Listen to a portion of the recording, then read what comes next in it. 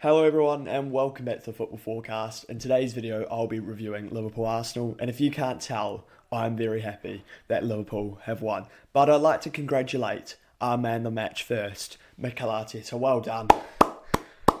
What a great performance from Mikel Arteta. He has constructed a Liverpool win beautifully. From his team selection at the start, you could tell Arteta was a secret agent today. Starting William Saliba, even though he was injured in warm-up, which meant that they didn't have an extra sub for the rest of the game. Starting a midfield of Mikel Merino, Declan Rice and Zubamendi, one of the most defensive midfields, even though you've got the likes of Ibarich Eze, Wanyeri and Ødegaard, who could have played at least 45 and then you could have changed it up.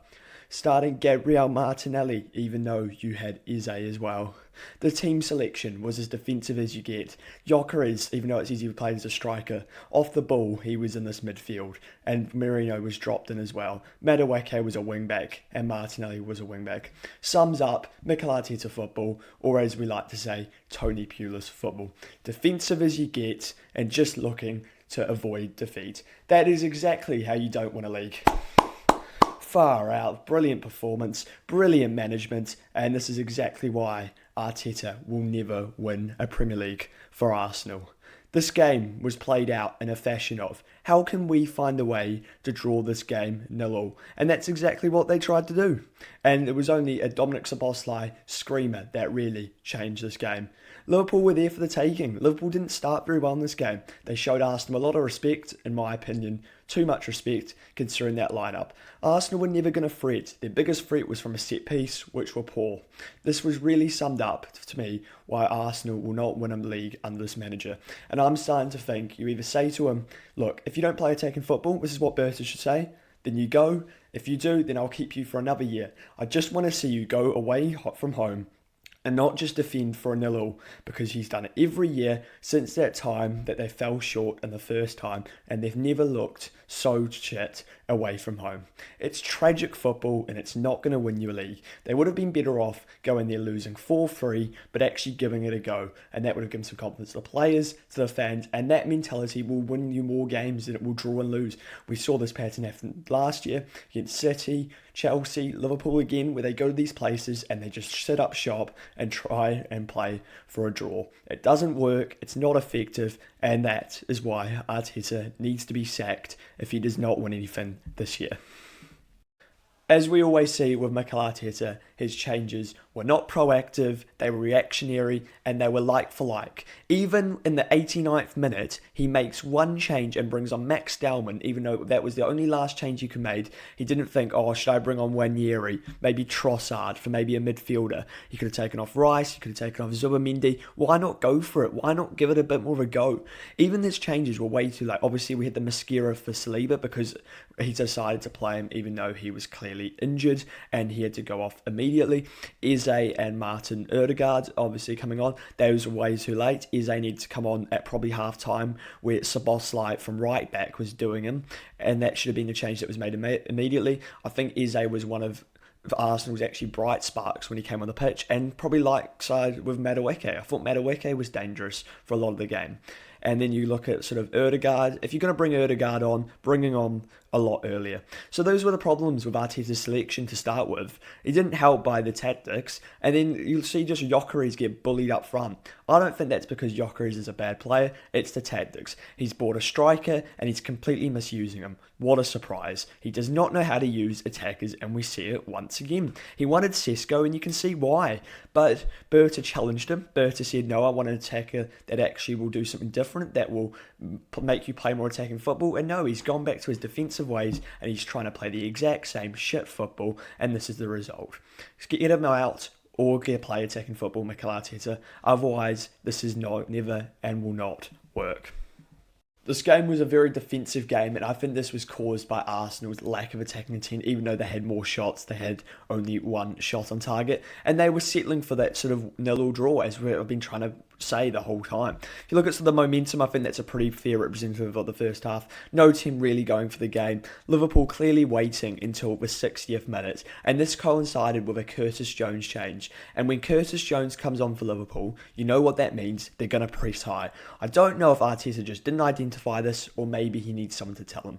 Because why on earth was he keeping with the same style? As soon as Liverpool did this, you knew what was going to happen, and you see the build-up of pressure. Brilliant change by Arne Slot, completely changed the game. He brought on his best presser, and this is what happened. All this momentum, and this momentum was reflected with shots. We got the Hugo Ekitike offside goal. We got the Vert shot. Everything was starting to build for Liverpool, and the chance maybe wasn't created from open play, but it was created by a build-up of pressure, and it was a stunning free kick by Szoboszlai. An unbelievable goal. Do I think the goal was still coming for Liverpool? Yes, I think even if Szoboszlai hits the bar or whatever misses, I still think Liverpool go on and win this game, because the momentum was happening and Liverpool was starting to dominate Arsenal, and it was a thoroughly deserved win, I think, by the end of it for Liverpool. I know Slot said, it was probably a draw over the fair represent of the game. I don't think that's really true. I think if Liverpool continued playing that like that for another 15 minutes, they would have found a way through Arsenal's defences, because Liverpool had tons of energy and they have the ability to switch the flick and just go from sort of gear 1 to gear 6 immediately. And that is the sort of old style of Jurgen Klopp that Slot's kept him, which is why I really respect his management. He really respected what Jurgen Klopp built and has just slightly adapts it. Now, sort of looking at performances for the both sides, Liverpool, obviously, Alisson, I thought he had just a decent game. There was nothing for him to do. Van Dijk was brilliant. Again, Kirk's best game so far. Absolutely brilliant. Madueke was Arsenal's most dangerous player today, and he dealt with him really well. At right back, Dominic Szoboszlai, brilliant performance, great goal, but his general play from right back is really surprisingly good. I thought Gravenberch and McAllister all right. McAllister, I think, was the right sub. We need that energy in midfield, and it was an excellent sub. The attack was pretty quiet. Gakpo, Salah, and Ekitike, not a lot going on. I think Ekitike did pretty well at just trying to link up play and do what he does from the top. And it was a very good change to bring on Chiesa. I think that was a very clever move. Florian Wirtz. Now, this was Florian Wirtz's best game so far. Now, I know it says that's an injury. Apparently, it's just cramp, so that's good. Florian Wirtz, I think, played shit in the first half, but in the second half, he really showed his quality, and he really started to get the game ticking and moving. Looking at sort of Arsenal's team, David Raya, poor mistake and should have cost a goal, but that's Arteta's tactics once again. It's just this idea that him and Pep especially just have this idea that you have to always play out from the back. No, you can go long, you can change the game, you can do other sort of things. You don't have to go with the same boring tactics away from home. Arsenal, obviously, Timber, I thought had a good game. Gabriel, I thought had a good game. Calafiori, I thought had a good game. Midfield, Zubimendi, I thought he was alright. I thought he was pretty poor at points. Rice, I think he actually had a poor game. Martinelli, I think had a really poor game and should have come off at half-time. For Eze, Mikel Merino, I just don't understand why Mikel Merino is playing in midfield when you've got the likes of Eze, Wanyeri, like those sort of players, and it's just real lack of quality in that midfield and attacking talent. Madueke, most dangerous Arsenal attackers, I've already said. Victor Gyökeres, I don't know what Victor Gyökeres could have done today. All he does is they just send the ball long and he just has to hold it up, and it's not even his game. It's pathetic tactics, and really it's going to cost the Arsenal the league again. Moving on to sort of the subs, and you've got Curtis Jones. As I said, I think Curtis Jones' sub changed the game. I thought he was all right, but I think the sub he made was brilliant. Joe Gomez, rock solid at the back, and I really hope he doesn't go to Milan as it currently stands. That transfer is still on. If we bring in Gahey, though, I think it's all right. Federico Chiesa. Great performance by Federico Chiesa. I know he only got a 5.8 on FootMob, I don't know how. He actually came on and really gave a bit of a threat for us and sort of drove up Liverpool after we went 1-0 up and linked up with Salah well at points. Wataru Endo, decent performance, just what Endo does. Comes on when we're 1-0 up and just really is rock solid and makes it very difficult to get past. Mosquera, I thought, was all right. He's clearly not that comfortable with the ball at his feet as Saliba is, and that caused Arsenal problems today. Eze, probably Arsenal's brightest spark, apart from maybe Madueke. Ødegaard, once again, too slow, not getting it moving fast enough. Should have started Wanyeri and used Ødegaard later. Max Dellman, what do you want from a kid with 5 minutes to go? What's the point? Get him on 10 minutes earlier. This is what I mean about the reactionary subs by Mikel Arteta. And if you're going to bring on Dellman, you might as well bring on Wanyeri. You might as well get 2 new players on. Why leave yourself a sub short when you know you can only use one more? So overall from this game, Liverpool were lucky to win. I think they did deserve it, but that was down to Arsenal's poor tactics poor play in general, and Liverpool have really got away with it and have now got 3 wins from 3 wins, and I really can't see anything but Liverpool winning the Premier League this year.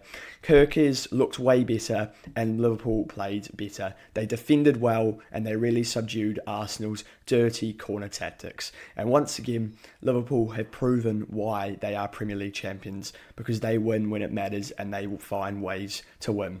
Slot always looked to attack in that second half and never gave up on the 3 points, and Arteta gave up on the 3 points and was looking for one. That is the difference between the two sides today, in my opinion.